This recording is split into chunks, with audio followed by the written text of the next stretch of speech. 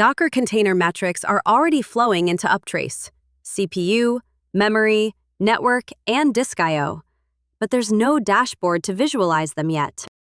Instead of building dashboards manually, we'll use Claude connected to Uptrace via MCP and describe what we want in plain text. Let's start with a container's overview: CPU, memory, and network. Claude checked which metrics are actually available and built the dashboard from real data. Let's open it. Now let's add a second dashboard for disk I/O. Let's open it in Uptrace.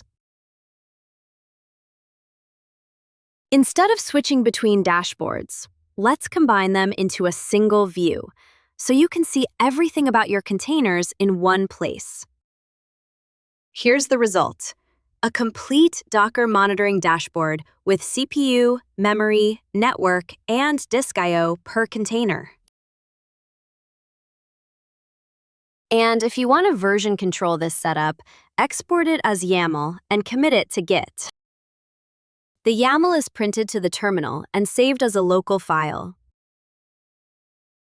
Uptrace auto-detects your container metrics. Claude helps you turn them into dashboards in minutes, not hours. No forms, no manual configuration, no YAML to write by hand.